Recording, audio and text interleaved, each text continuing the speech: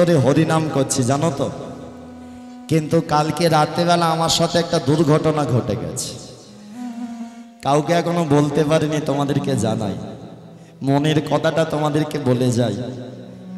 কালকে রাত্রিবেলা যখন হরিনাম করে ঘরে গেছি না, ভালো করে কথা নয়, আসতে, ও গোপালের মা এদিকে আসতে, কথা নয়, আমার দিকে ঘুরে বসো, কথা নয়, আমার দিকে ঘুরে, আমার দিকে, ওদিকে ঘুরলে তো গল্প হবে, আমার দিকে ঘুরো তাহলে কীর্তন শোনা হবে। আস্তে আস্তে, কথা নয়, প্রেমস, কথা বন্ধ, মনে ভালো করে কথাগুলো আমার শোনো। হরিনাম করে কালকে রাত্রিবেলা সবে বিছানাতে শুয়েছি জানো তো, আর যা গরম পড়েছে এই গরমেতে বিছানায় শুয়েছি, কিন্তু ঘুম তো আসে না সহজে। এ জানি এটা তোমাদের সাথেও হয়, সহজে ঘুম আসতে চায় না। এখন সবে বিছানায় শুয়েছি, শোবার সাথে সাথে ধর পরিয়ে বিছানার উপর উঠে বসে বললাম। কেন জানো? কারণ আমার বাড়ির ছাদের উপরে ওই রাত্রিবেলায় হঠাৎ শুনতে পেলাম একটা কাক যেন বিশ্রীর সুরে কা কা করে ডাকছে। থাকতে পারিনি, ছটপট করে বিছানায় উঠে বসে পড়েছি। যেই না উঠে বসলাম তার সাথে বুঝতে পারলাম আমার ঘরের জানালার পিছনে দুটো শিয়াল কিছু একটা খাবে বলে তারা কাড়াকাড়ি করছে, মারামারি করছে। আর শিয়ালরা তার নিরামিষ খায় না, তাহলে বুঝে গেলাম কিছু একটা নিয়ে কাড়াকাড়ি চলছে। আর কালকে সকালবেলায় জানো তো, আমাদের বাড়ির একটা মেয়ের সোনার নাক ছাপিও হারিয়ে গিয়েছিল। আর তোমরা জানো এই সোনার জিনিস হারানো, কাক ডাকা, শেয়ালের চিৎকার, এগুলো সব খারাপ লক্ষণ নাকি? খারাপ লক্ষণ না ভালো লক্ষণ? খারাপ লক্ষণ না? এই বুকের ভেতরটা আমার কিরম থরথর করে কালকে কেঁপে উঠল। আমার মন যেন বলল কিছু একটা আমার সর্বনাশ হয়েছে, থাকতে পারিনি। ওই তাড়াহুড়ো করে ঘর ছেড়ে বেরিয়ে পড়েছি। তাড়াহুড়ো করে বেরিয়ে আমার বাড়ির পাশে একটা মাঠ, সেই মাঠের ধারে গিয়ে দাঁড়ালাম। আর মাঠের ধারে গিয়ে দাঁড়িয়ে যেই না মাঠে একটা পা দিতে যাব না, যেখানে পাটা পড়লো বুঝতে পারলাম পাটার সঙ্গে সঙ্গে আমার স্লিপ করে গেছে। আর যাতে পা দিয়েছি সেটা বুঝতে পারলাম জল নয়, কোনো একটা মোটা তরল পিচ্ছিল হয়ে আছে, পদার্থ পড়ে আছে। আমি বুঝে নিলাম অন্ধকারের মধ্যেও যেটাই পা দিয়েছি সেটা কোনো সাধারণ জিনিস নয়। আমি বুঝতে পারলাম মনে হয় রক্ত পড়ে আছে।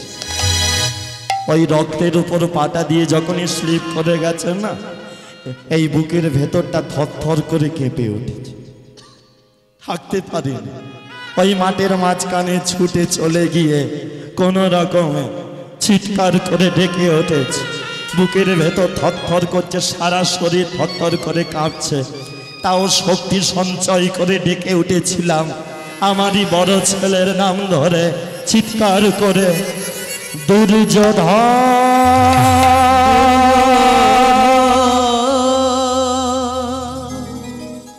দুঃশাসন,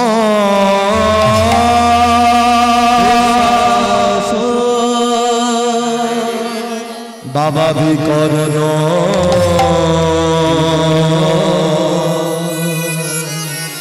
একবার মা বলে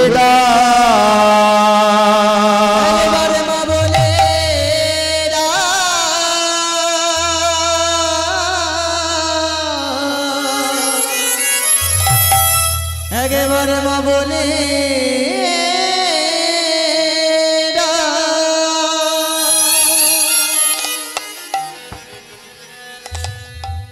যতবার ছেলেদের নাম ধরে ডাকে, না না তোমরা আমার মুখে কথাটা শুনছো, একটু রিভাবটা দাও একটু, তোমরা আমার মুখে কথাটা শুনছো, তোমরা ভেবেছ হয়তো আমি আমার কথা বলছি না।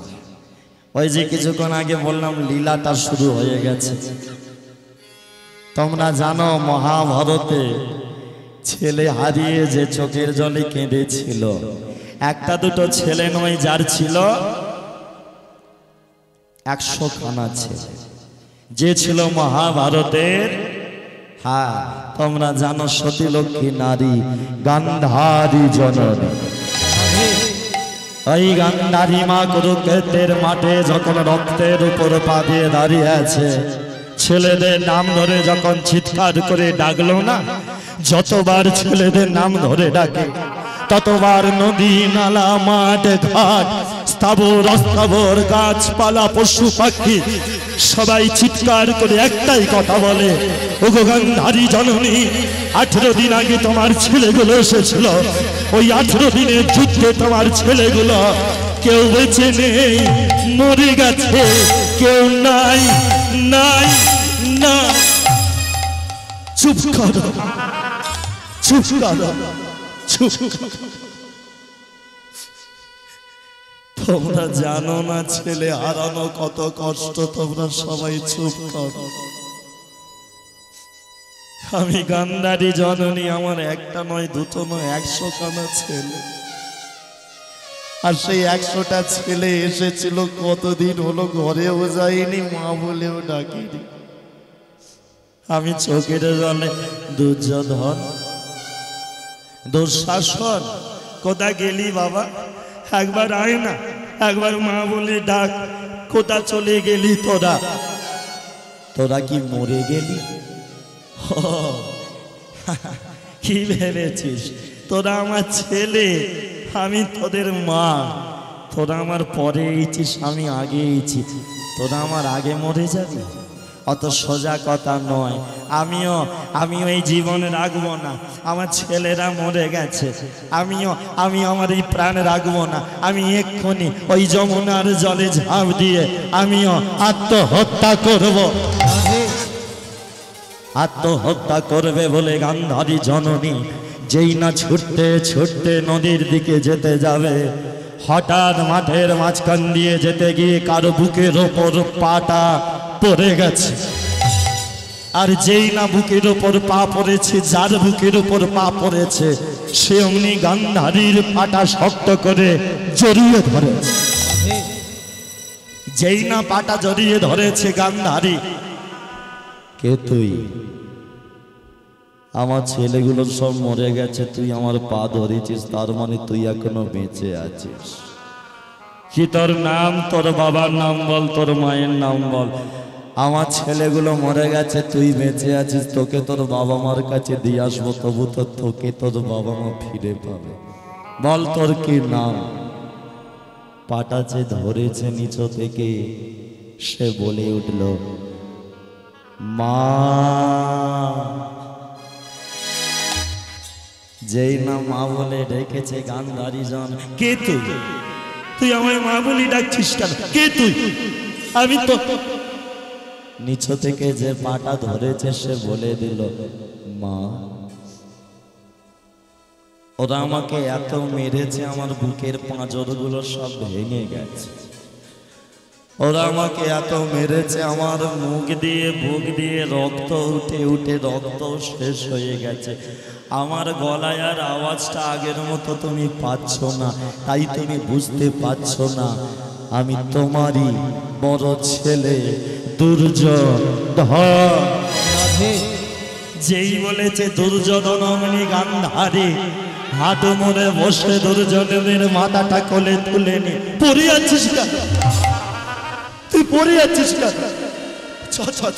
ঘরে চ, কতদিন হলো তুই মা বলে ডাকিস। তোর আর ভাইগুলো কোথা? আর ভাই আমার আর ছেলে আর কেউ বেঁচে নেই, সবাই মরে গেছে, কেউ বেঁচে নেই। মা কে মারল জানো মা?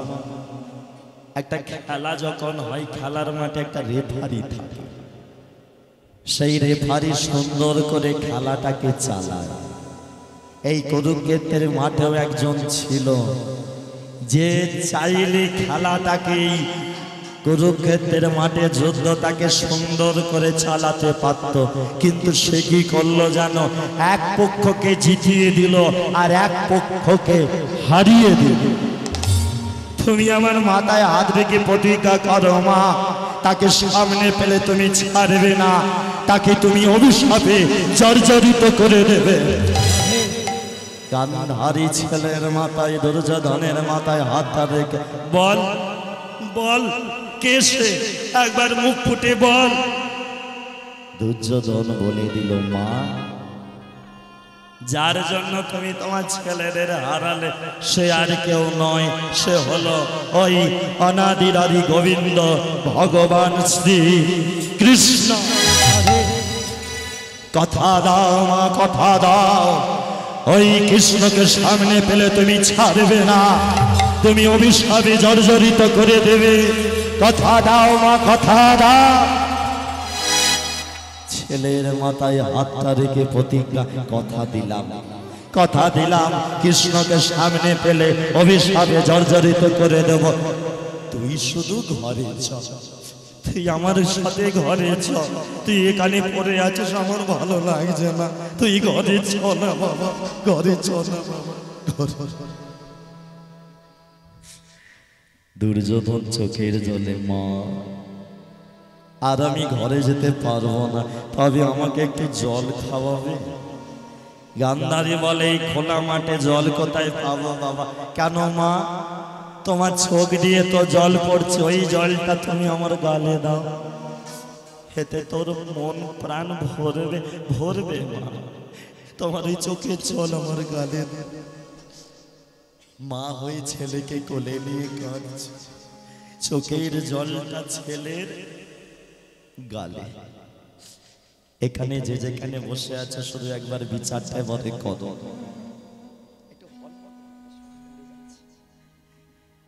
শুধু কথাটা একবার বিচার করে বলো। কোন মা যদি তার ছেলের মাথাটা কোলে নিয়ে বসে থাকে, তার ছেলে যদি তার মায়ের কোলে মাথা রেখে মরে যায়, এখানে যে কজন মা আছে কিরাম অবস্থা হবে? কি গো, এই কষ্ট কাউকে বলার মতো নয়, কারণ যে মা হয়ে ছেলে হারিয়েছে সে জানে।